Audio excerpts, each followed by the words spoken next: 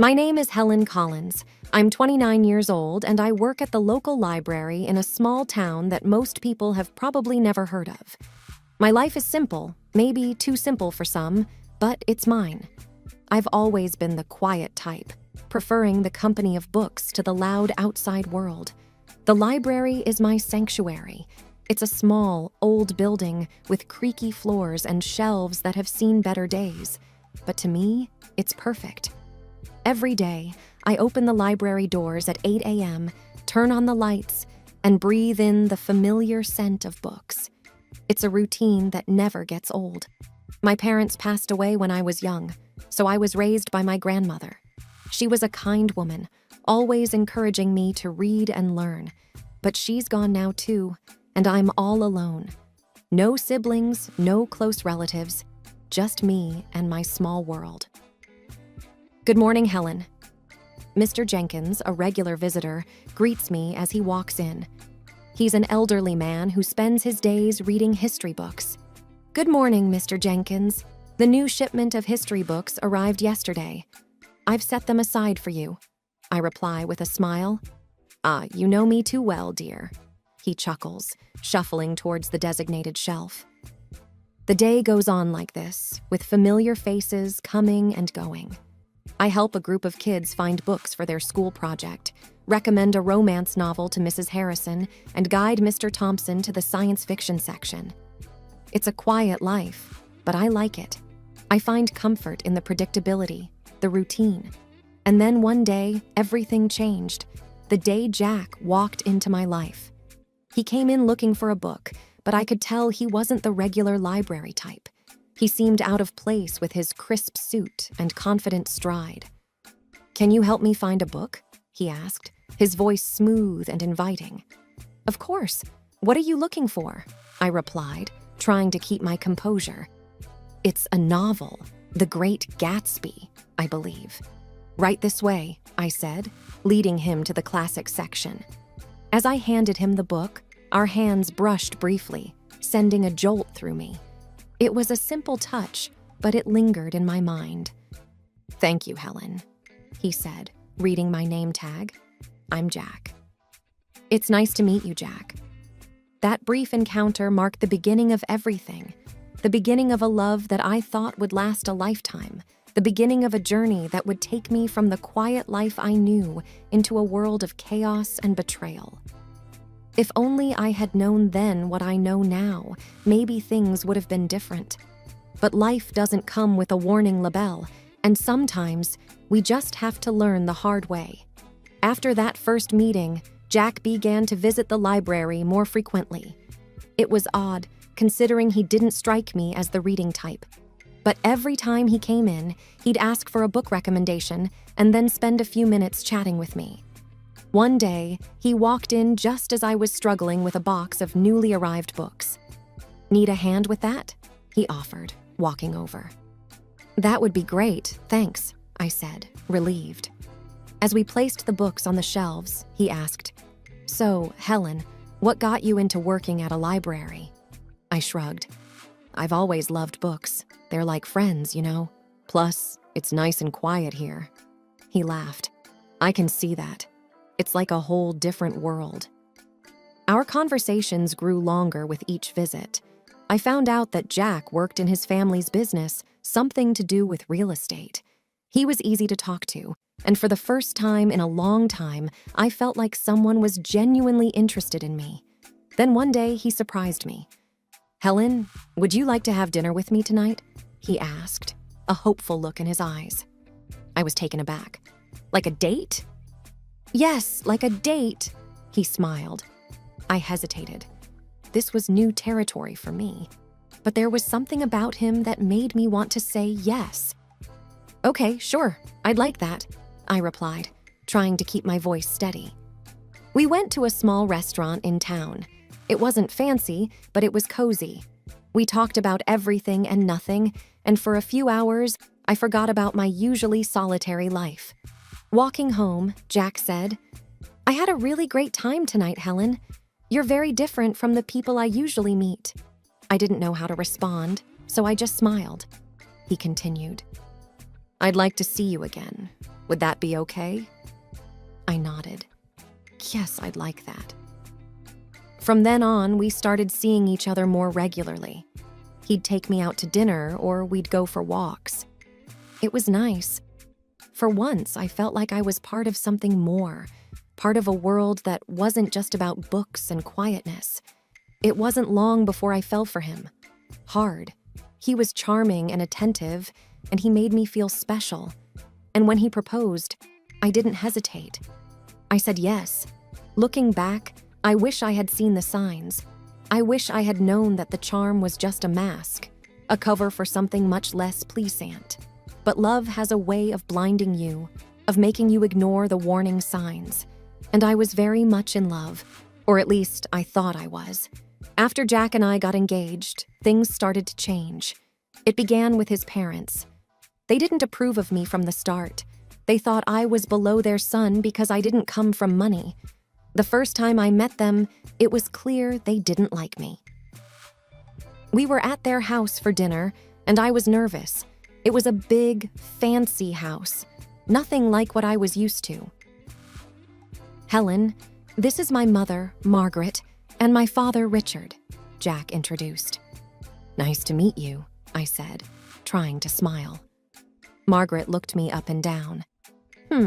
So you're the girl who works at the library. Yes, I am, I replied, feeling smaller by the second. Richard chimed in. Jack, couldn't you find someone more suitable? I felt like crawling into a hole. The dinner was long and uncomfortable. They made it clear they thought I wasn't good enough for their son. But Jack stood up for me, which made me love him even more. Before our wedding, they insisted on a prenuptial agreement. They said it was just a formality. I didn't have much to lose, so I agreed without making a fuss. Once we got married, I moved into Jack's house, which was actually his parents' house. They had given it to him as a wedding gift, but they acted like it was still theirs. His parents came over all the time, unannounced. They'd walk in and start ordering me around. Helen, make us some coffee, Margaret would demand as soon as she walked in. And I would, without saying anything. I didn't want to cause trouble. One day, Margaret pointed at the TV and said, Remember, Helen, in case of divorce, you can't claim this. It was like that with everything. They reminded me constantly that everything in the house wasn't mine. Jack started changing too. He wasn't the man I fell in love with. He started joining in on the jokes his parents made about me. One evening, I was trying to decide what to wear for a family event. I asked Jack for his opinion. This one makes you look less drab, he said, laughing. I was hurt. It was like he was a different person around his parents. He didn't stand up for me anymore. Instead, he laughed along with them. It was exhausting, living in that house. I felt like an outsider, an unwanted guest. I kept hoping things would get better, but they only got worse. The stress got to me. I started having stomach pains, bad ones. I tried to ignore them, but one day I collapsed at the library. I woke up in the hospital. The doctor said it was stress-related. I was in the hospital for a few days. Jack didn't visit. He didn't even call. I felt so alone. Then, one day, a notary came to my room. He had news. My great-aunt, someone I barely remembered, had passed away, and she had left me her fortune, $30 million. I couldn't believe it. I didn't even know what to do with that kind of money, but suddenly, I wasn't just the poor girl from the library anymore. When Jack and his parents found out, they came to visit. Suddenly, they were all smiles and sweetness. Darling, we're so happy for you, Margaret said, her voice dripping with fake concern. Yes, we're a family. We should support each other, Richard added. I didn't buy it. It was too much of a change. After they left, I overheard them talking outside my room. They didn't know I was listening. She's such a fool. Can you believe our luck? Jack laughed. We need to make sure she doesn't leave you, Jack. Maybe you should have a child with her. That will tie her down, Margaret suggested. I felt sick to my stomach. These people didn't care about me. They just wanted my money. I knew then what I had to do. I had to get out of that house, away from these people. I had to take control of my life.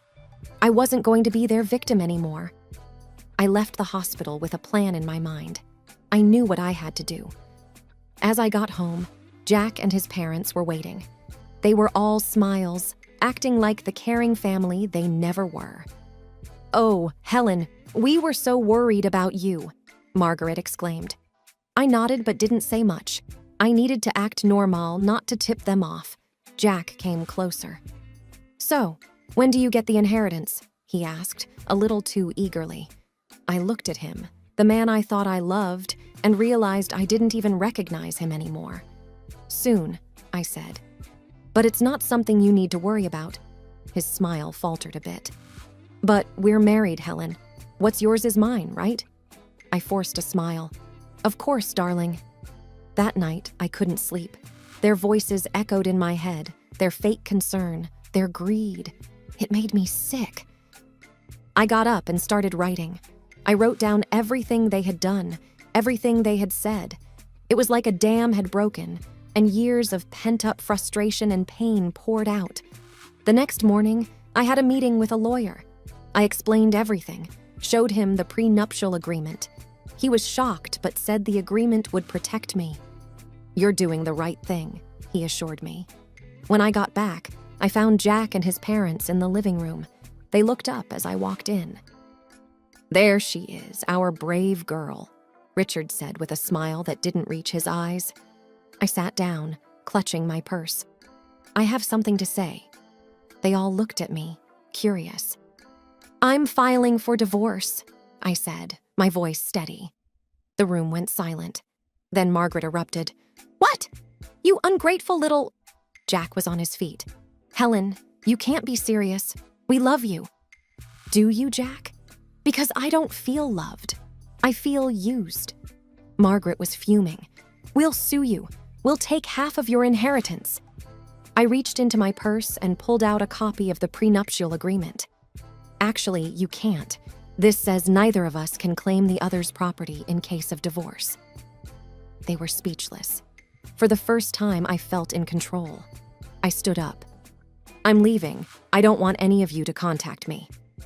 I walked out of that house, their shouts and insults trailing behind me. It was the hardest thing I'd ever done. But as I drove away, I felt a weight lift off my shoulders.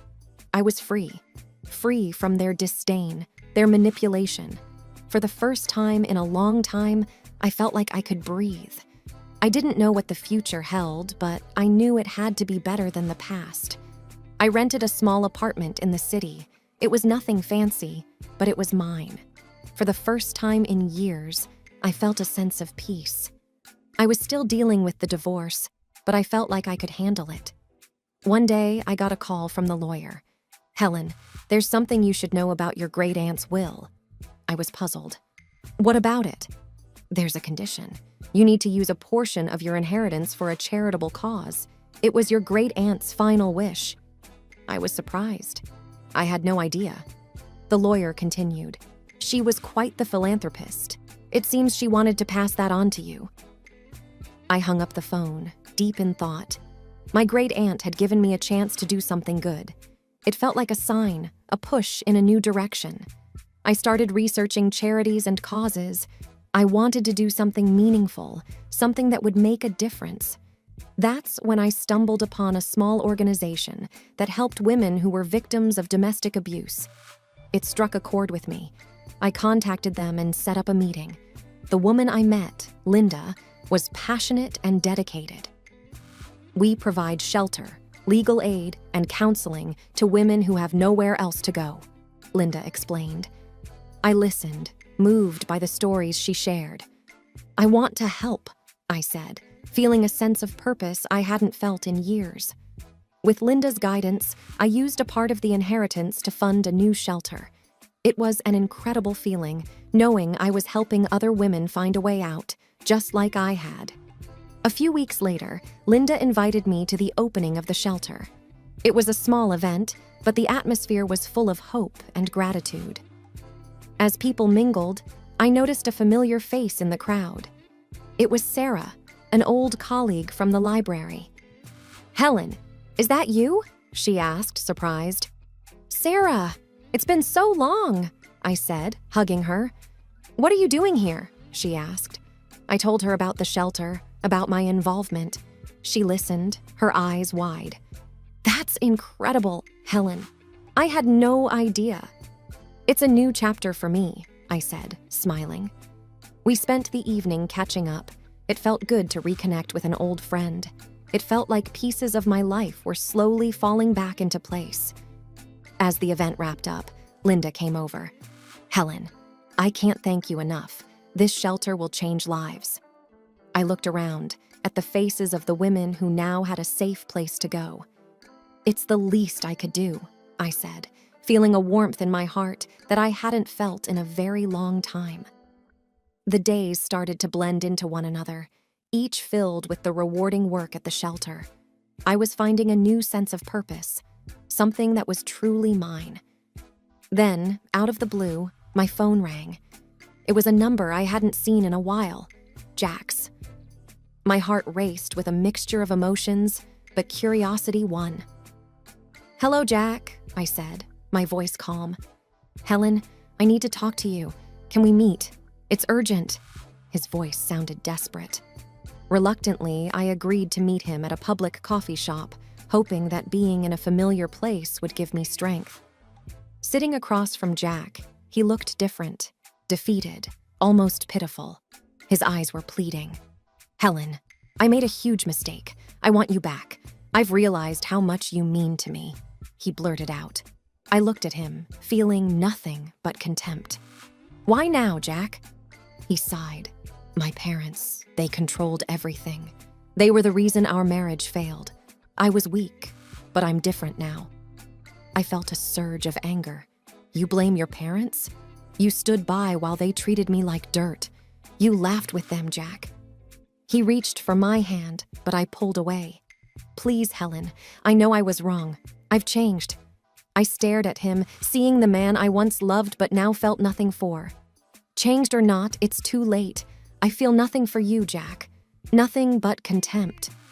His face fell, and for a moment, I saw a glimpse of the man I married. But it was fleeting. "I'm sorry, Jack. I've moved on. I have a life now, a purpose. There's no place for you in it," I said firmly. He nodded slowly, a look of resignation on his face. "I understand. I just had to try." Leaving the coffee shop, I felt a weight lift off my shoulders. It was over. Truly over. The next day, there was an event at the shelter. A local artist had donated a sculpture, and it was to be unveiled in the garden. As I stood there, surrounded by people who supported and believed in me, I felt a sense of belonging. Sarah, my old colleague from the library, stood beside me. "You've done something amazing here, Helen," she said, smiling. The artist pulled the cover off the sculpture, revealing a figure of a woman reaching up to the sky. It symbolized hope, strength, and new beginnings. Applause filled the air, and for a moment, everything felt right in the world. Linda, the woman who had helped me so much, came over. "Helen, this is just the beginning. There's so much more we can do." I looked around at the faces filled with hope and knew she was right. This was my new beginning, and I was ready to embrace it fully. My new life was busy and fulfilling. Every day at the shelter brought new challenges and rewards. My confidence grew, and for the first time in years, I felt in control of my destiny. I even started taking self-defense classes, something I would have never imagined doing before. One day, as I was leaving the shelter, I saw a car parked outside. It was my mother-in-law, Margaret, and she stepped out as soon as she saw me. "Helen, we need to talk," she said, her voice softer than I'd ever heard. "I have nothing to say to you, Margaret," I replied, my voice steady. "Please, just hear me out. I've realized how wrong we were," she pleaded. I stopped and looked at her. She seemed genuine, but I couldn't forget the past. "What do you want, Margaret?"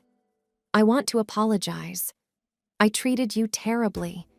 I've lost my son because of it, and I don't want to lose you too. You were like the daughter I never had," she said, her eyes glistening with tears. I felt a pang of something, sympathy, perhaps, but I pushed it away. "Margaret, you made my life a living hell. An apology won't change that. I've moved on, and I suggest you do the same," I said firmly. She reached out to me, but I stepped back. "Please, Helen, I know I can't undo the past, but I want to make things right." I shook my head. "It's too late for that. Goodbye, Margaret." As I walked away, I felt her gaze on my back, but I didn't look back. I had learned to stand up for myself, and there was no going back to the way things were. The next day, I received a letter from Jack's lawyer. He was contesting the divorce settlement. I wasn't surprised, but I was ready. I met with my lawyer, a sharp woman named Rachel. "He's got no leg to stand on, Helen. The prenuptial agreement is clear. He's just trying to intimidate you," she said confidently. I nodded. "I'm not afraid of him anymore. Let's fight this." The court date arrived, and I walked in with my head held high. Jack was there with his lawyer, and for a moment, our eyes met.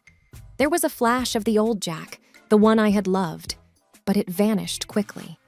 The judge listened to both sides and then made her decision. The prenuptial agreement stood, and Jack's claims were dismissed. I felt a surge of relief and triumph. After the court session, Jack approached me. "Helen, I'm sorry. I was wrong," he said, his voice low. I looked at him, seeing the man I once loved, but now felt nothing for. "Goodbye, Jack.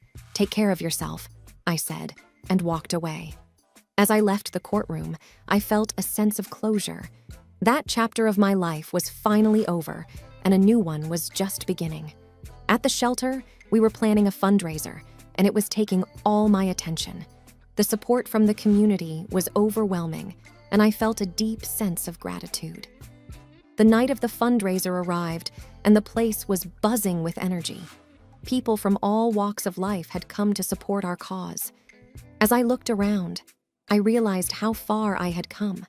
From a quiet, timid woman to someone who stood up for herself and others. "Helen, you did it. This is amazing," Sarah said, coming up to me. I smiled. We did it. And there's so much more to do. As the event went on, I felt a sense of accomplishment and purpose. This was my life now, and I was exactly where I was meant to be.